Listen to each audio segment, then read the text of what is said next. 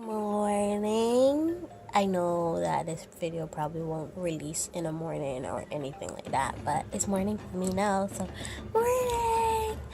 I'm not gonna address my appearance because as usual, I basically just dragged myself out of bed and I'm about to start a really big cool project, and I'm going to take you guys with me. I wasn't able to vlog for the last couple months because, well, I'm doing stuff and I can't show you guys because I'm working on my new collection and, you know, intellectual property and all that. It's best for me not to release what I'm doing until everything is done. But I can show you guys this project, so come, let's go.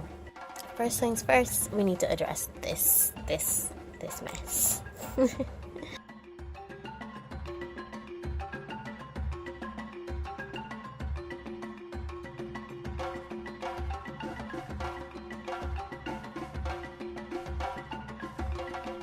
What you saw me do, I drew in all these style lines. So this is what I'm doing. You would see me drawing all these different lines that would be inside the actual garment, and now I'm actually going to trace it out, separate everything into the different pieces, and put on seam allowance so that you have enough fabric to actually stitch it. And then I'm gonna use those patterns that I traced out and added seam allowance to cut out the fabric, and then I start to stitch. So it's actually quite a process going into doing actual garments. So let's get tracing. After finishing the patterns, the next step is to lay the fabric to cut out. So you guys saw me laying the fabric.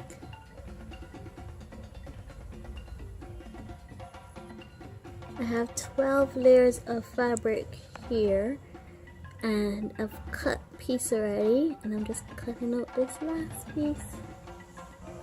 So usually for a job like this, you would use a rotary cutter, but all I have is this sharp scissors here. So I'm going to lift one layer, and this isn't half. I would lift half the bunch. This is definitely not the recommended way to do this, and I'm just going to cut along the line that I draw, and then I would take the underside and cut that down as well.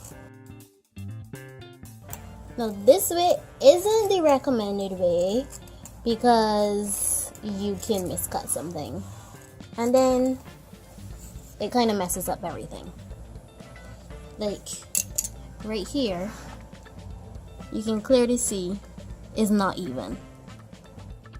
One thing that I did do to help me cut is to push in these pins at intervals to hold the fabric in place. Got everything set out to start work. So this afternoon I'm here at SJPP working on this gown, and I saw something interesting. So I saw these dresses and their names on them, and I assuming that they're World Skills because I recognize this name. Super cute. But what I love about this, right? Kelsey doing the damn thing. There's a zip here. Like there's literally a zip going down this seam in the front. Amazing. And I recognize this name too.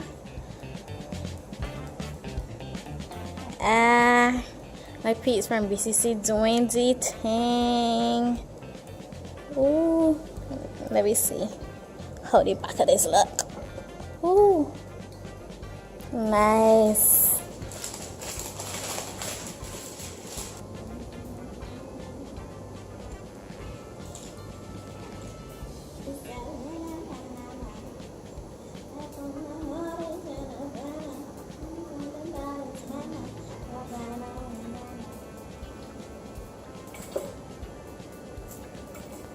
The thing about making stuff for real people, these mannequins just don't fit.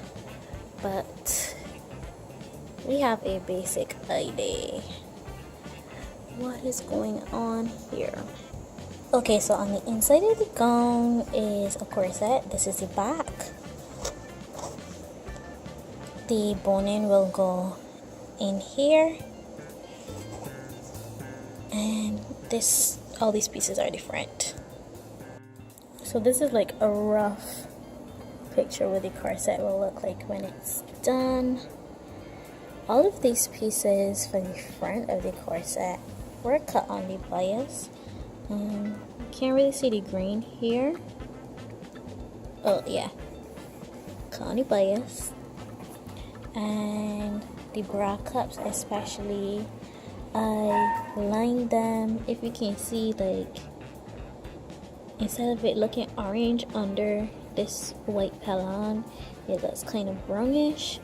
I lined it with organza. And I know that will mean nothing to those of you who don't stitch or make formal wear, but basically it helps to stabilize. It's another stabilizer, so it helps it to hold its shape. So now I have to iron these and put in the boning, so I'll show you when I get to the next step. Okay, so this is how the corset turned out. This is the wrong side. This is how it looks. I haven't finished putting in all the boning, but this is where the boobs go. And I showed you the back already, so this just has to go on to here. And this is the lining. I'm not sure if I'm putting this over or under the corset, or if I'm going to just cut out a piece of here and like stick it onto the corset like this. But we'll see. This skirt is so big. Whoa. To make the arms sparkle, I painted it with gold paint.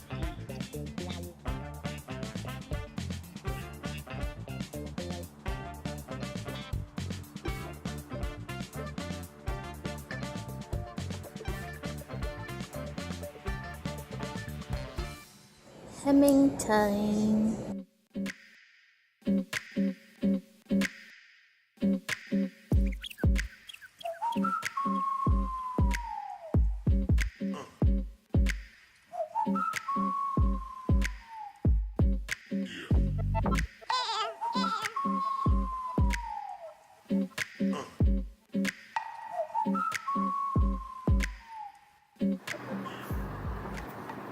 I am so tired, and I'm hoping against all hope that I'm on the last leg of doing this dress. The hem itself honestly is about 4 days work because of all the yardage that it is. I showed you guys how wide the skirt was. This is a big table that is on and it's falling off the table, so you see how wide it is. And I would say that is about 5-6 yards wide. So hemming it is really difficult because in some places the hem actually, the fabric for the lining is actually not long enough. So that's why I'll show you in the next clip. I'm actually adding a piece of ribbon to the hem so that the hem can actually reach.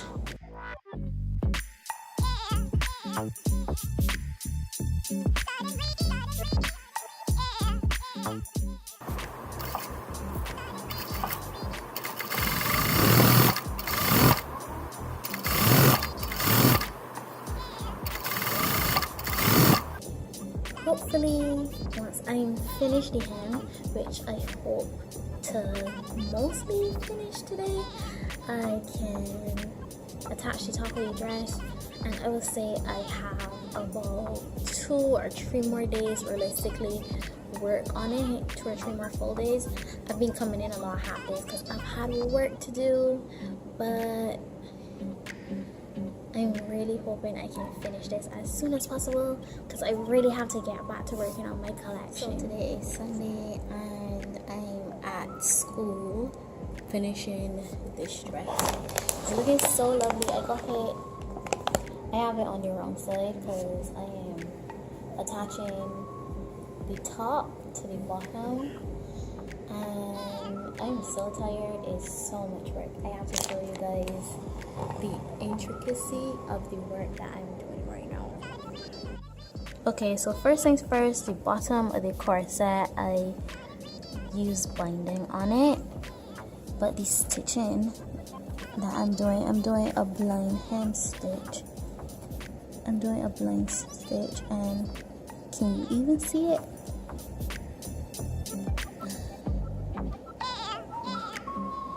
Barely. So it's smooth on the outside, but I did it by hand on the inside. So this is how the actual stitch looks up close, but yeah, totally smooth.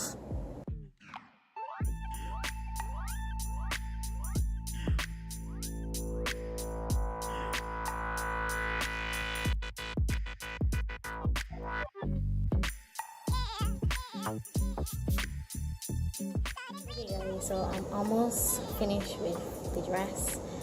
I'm just working on the hem now. The last thing I have to do before I just close up the bottom and put on the button closures is put some high moon in the hemline.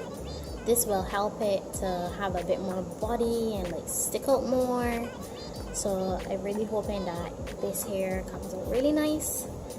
And yeah, I just have to do this and then I'll be done.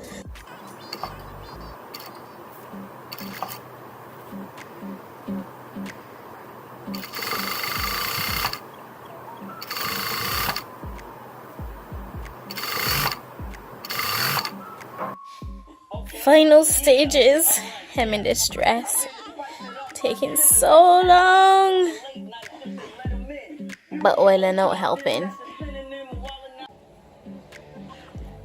Finally finished.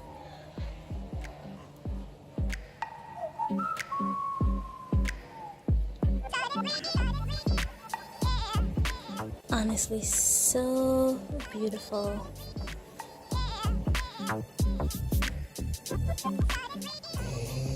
Look how the gold that I painted on catches the light, and the beads, just beautiful. And the back.